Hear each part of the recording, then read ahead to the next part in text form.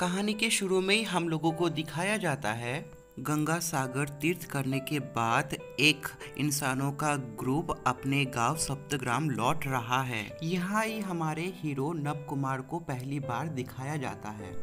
इसके बाद ये लोग खाना बनाने के लिए अपने नाव को एक नदी में इंटर करवाते हैं। नाव से उतरने के बाद ये लोग अपने में ही खाना बनाने के काम में व्यस्त हो जाते हैं। लेकिन खाना बनाने के लिए लकड़ी चाहिए और लकड़ी लाने के लिए जंगल में जाना पड़ेगा। लेकिन जंगल में बाघ के डर से सब कोई अपने अपने हिसाब से एक्सक्यूज देने लग गए। आखिर में नव कुमार अकेला ही जंगल में चला गया लकड़ी लाने के लिए, खाना बनाने के लिए, बिना बाघ के परवाह किए हुए ही। नदी में जुआर आ जाने के कारण सब कोई नाव पे चढ़ गया नव कुमार के परवाह किए हुए ही, और नव कुमार को उस सुनसान जगह पर अकेला छोड़कर ही वो लोग चले गए। और उधर नव कुमार जब लकड़ी काट रहा था, नव कुमार जब लौटा देखा सभी उसे छोड़कर जा चुके थे। कोई भी उसके लिए नहीं रुका। वो पागलों की तरह यहाँ वहाँ भागने लग गया। एक समय वो थक के बालू के ऊपर ही सो गया। जब उसका नींद टूटा तब आधी रात हो चुकी थी। थकान और भूख के मारे उसका हालत बहुत ही खराब था। वो अपने आसपास नज़र फिराया और देखा दूर एक आग जल रहा है। दौड़ते दौड़ते नज़दीक आके देखा एक कापालिक वहाँ पे कुछ रिचुअल परफॉर्म कर रहा था। वो कापालिक अपने साथ उसे अपने कुटीर में लेके गया और उसे कुछ फल खाने के लिए दिया और वहाँ से चला गया।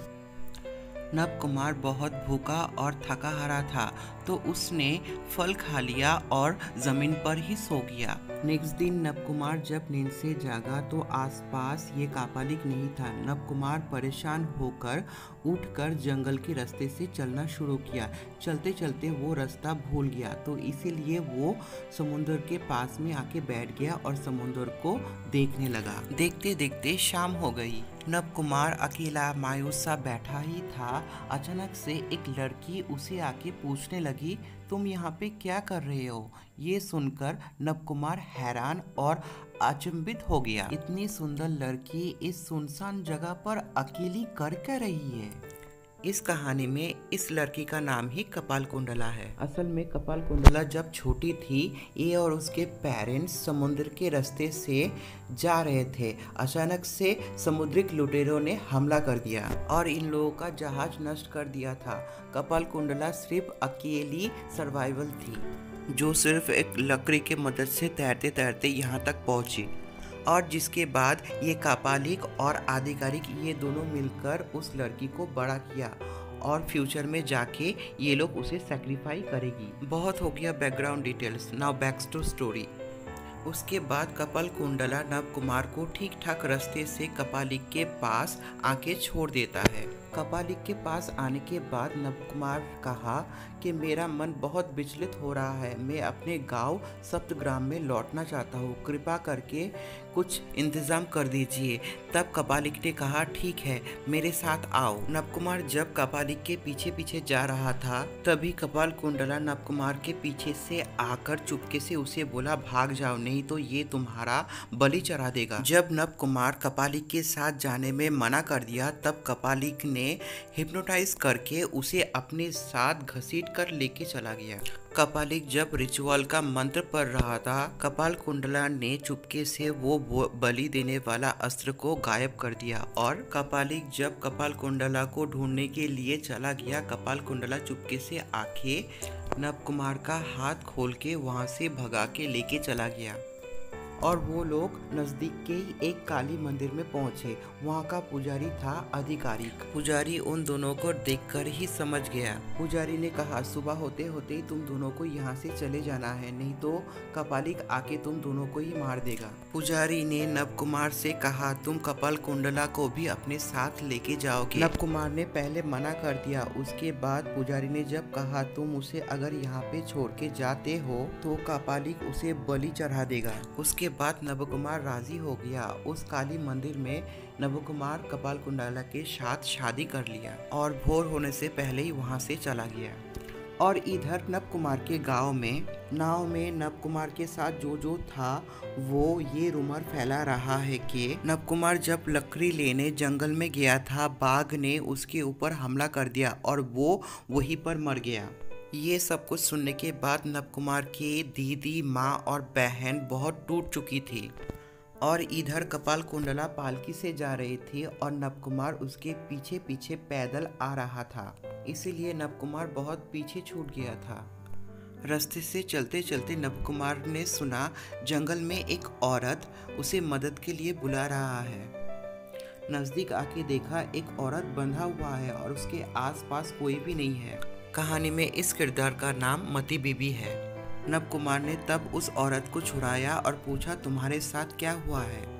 उस औरत ने कहा हमारे ऊपर डाकुओं ने हमला किया था और मुझे यहाँ पे बांध के वो लोग चले गए। मती बीबी ठीक से चल नहीं पा रही थी, तो इसीलिए सुकुमार ने उसे सहारा दिया और पास के एक होटल पे लेके चला गया। मती बीबी सुकुमार के लिए बहुत ही आभारी फील कर रहा था, क्योंकि मती बीबी को बहुत ही मदद मिला था सुकुमार से। इसीलिए मती बीबी सुकुमार का परिचय जानना चाहा और ये सुनकर उसकी होशी उड़ गई। इस विषय में हम लोग कहानी के आगे में जानेंगे। सेम होटल में नव कुमार और कपाल कुंडला भी रुकी हुई थी, तो इसीलिए मती बीबी ने कपाल कुंडला को देखने की मांग की और अपनी ज्वेलरी बॉक्स उसे गिफ्ट में दे दी।